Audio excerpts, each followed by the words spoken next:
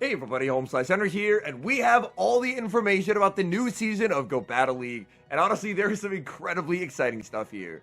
This season is called Forever Forward, and you know what? Let's just hop right into it. To start with, we obviously get to take a look at the schedule. Right off the bat, we're starting off with the NAIC Championship Series Cup meta for 2 weeks, and then we have Master League Mega Edition and Sunshine Cup Great League Edition, a triple rotation, the Summer Cup Great League Edition. Oh, we do get Ultra League Cups back. Fantasy Cup Ultra League Edition. Retro Cup, a triple rotation. Master Premier returns. The Weather Cup. I think the Weather Cup might be a new cup. Someone can correct me if I'm wrong, but I think the Weather Cup might be a brand new cup. Evolution Cup returns. Scroll Cup. And a triple rotation to end the season of Great Ultra and Master League Mega Edition. That is very cool. Go Battle Thursdays continue. This is a massive, massive win. I am absolutely ecstatic over the fact that Go Battle Thursdays continue. I felt that was probably the best change from last season. This all looks pretty standard. I just want to get to this. Cynthia. We have the avatar items from Cynthia, the pose from Cynthia. I know that's going to have a lot of people very excited. The North American International Championships Cup, the information on it is already out on PV Poke, which is very good. There's a huge ban list and a bunch of rules there. If you're interested in it, I'd probably check PV Poke, just because PV Poke already has the meta list up. Sunshine Cup, normal fire, grass, ground. Charizard is banned. Summer Cup is normal fire, water, grass, electric, and bug. Fantasy Cup Ultra League, Dragon Steel Fairy, but 2,500 this time. Retro is Dark Steel Fairy are banned. Master Premier, Mythical and Legendary are banned. Weather Cup is Water, Fire, Ice, and Rock. Interesting. Okay. Evolution Cup, you have to be able to evolve, so it's just like middle stage evolutions. Scroll Cup is Water Fighting Dark, and they banned from Arena. Here we go. The moment we have been waiting for. The changes. First off, we have a Drill Run rework. Drill Run appears like it's going to 70-40, so it's going to be an Aqua Jet clone. So it is getting its damage reduced, but its cost reduced as well. Flash Cannon is going to 110-65, so Flash Cannon getting a little bit cheaper. Now that is definitely a surprise. It looks like they might be trying to bring Ready Steel back just a little bit. Hurricane getting an energy cost decreased. So Hurricane probably going from 110.65 to 110.60. Dragon Ascent is getting massively reworked. Dragon Ascent going from 150 damage to 110. Dragon Ascent currently is 70 energy. I would assume if it's going to 110, it's going to 110.50 or 110.45. Because Dragon Ascent already has a pretty big drawback of it's always going to lower your defense. So I think because it has such a significant drawback, you can definitely get away with having it be an insanely efficient move. I do not like the look of this. Earth Power energy cost decrease. This means Earth Power is probably going from 90.55 to 90.50. There are some mons like Gastrodon that run Earth Power, so not a huge fan of hearing about an Earth Power buff. Gust energy generation increased. I assume this is taking it from 1612 to 1614. This would put it in line with a move like Confusion. What a good day. What a good day. Okay, Charm is finally getting nerfed.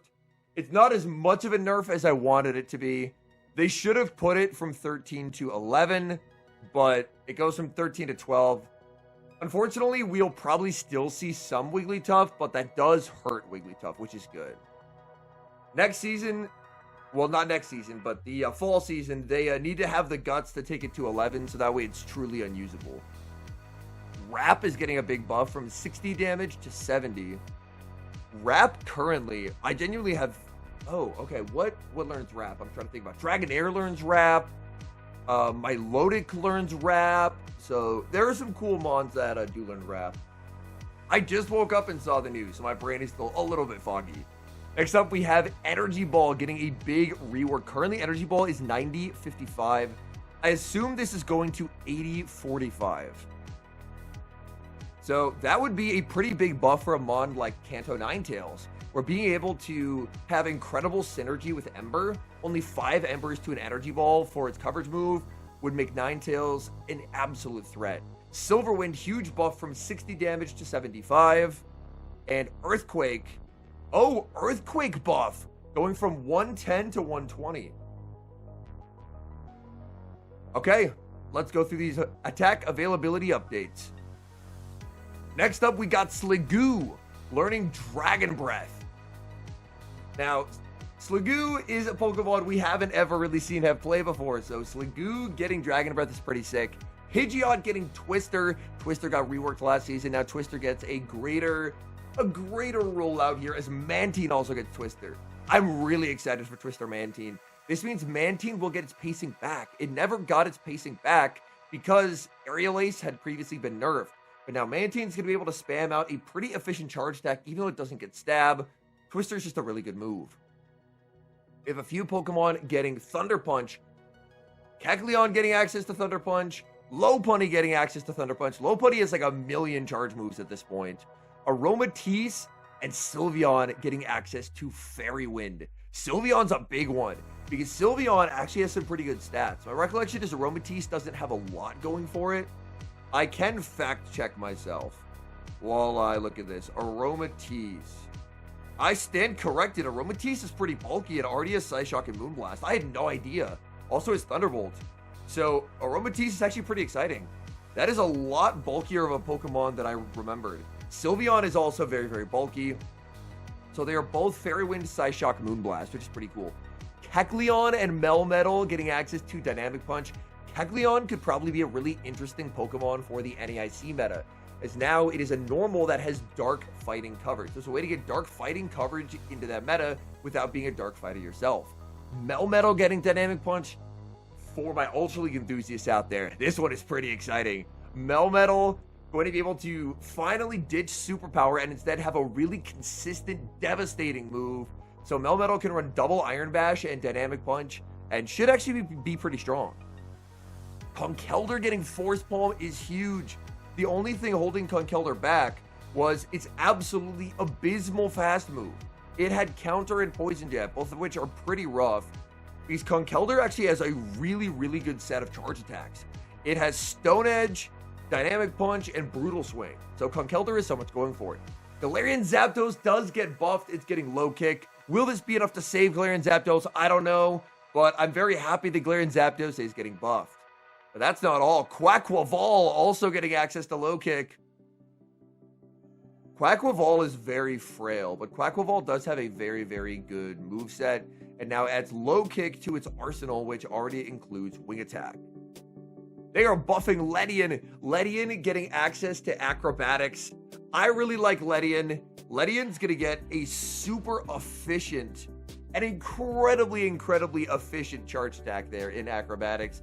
And that's what it really didn't have. Like, Ledian's previous options were like Aerial Ace, Bug Buzz, Silverwind. Dynamic Punch was obviously pretty good. Now Ledian can run like Acrobatics, Dynamic Punch. Lumineon is getting the newly buffed Gust. So Lumineon is a Silverwind buff recipient, so is Ledian actually, but it's getting Gust. Lumineon is probably sick for NAIC. Oh my. Swana's getting Gust too? Okay. Swanna finally gets a fast move. Seismitoad getting Icy Wind? My boy! They finally don't hate my boy. Oh my goodness, Seismitoad. Seismitoad could be an interesting Altaria and Empoleon breaker potentially. Like, it's going to be able to spam out Icy Winds incredibly quickly, and Seismitoad already has pretty good bulk. Sliggoo getting more love. Sliggoo getting access to Body Slam. So Sliggoo is going to be able to, like, Dragon Breath Body Slam. Sliggoo is going to be really, really fast. Gigalith getting Lock On. I don't know what this does for Gigalith. I assume probably not much, but it's kind of cool. Oh my goodness. Oh my goodness. Roll out Ledian. I think Ledian's going to be a real Pokemon this season. Oh my goodness. It gets Rollout. It gets Dynamic Punch. It gets Acrobatics. I mean, it already had Dynamic Punch. But wow. I am simming this now in the background. This might actually be a really, really fun mon. It is still actively a bug flying type, but like that moveset sounds sick on paper. Next up, my boy Starmie. He had kind of been driven out of the meta because he was just too slow.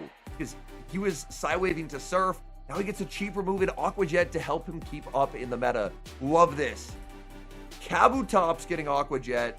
Kabutops previously had kind of an awkward moveset. I think Kabuto got Aqua Jet, but Kabutops did not yet. Kabutops was stuck with Water Pulse, so Aqua Jet is a nice buff for Kabutops. Oh my, Swana's getting Aqua Jet. This is a triple buff to Swana. Swana gets the newly buffed Confusion clone Gust. Swana gets Aqua Jet, which is going to get in only 3 Gusts, and Hurricane got buffed as well. Kingdra gets access to Surf. This potentially could matter in the NAIC meta, as it'll give Kingdra a cheaper way to fight back against Pokemon like Galarian Weezing. Xatu getting access to Shadow Ball. That is pretty cool, because Xatu currently had a bunch of really good Psychic moves, and every other move that wasn't Psychic was pretty terrible. So this is a cool change. Quillfish, the OG, getting access to Shadow Ball. Lopunny getting access to Shadow Ball. Sylveon getting access to Shadow Ball. Oh my, Sylveon Fairy Wind Psyshock Shadow Ball. That's going to be sick. Oh my goodness. Oh, that is going to be awesome. And then the final one that does bring some sorrow to my heart.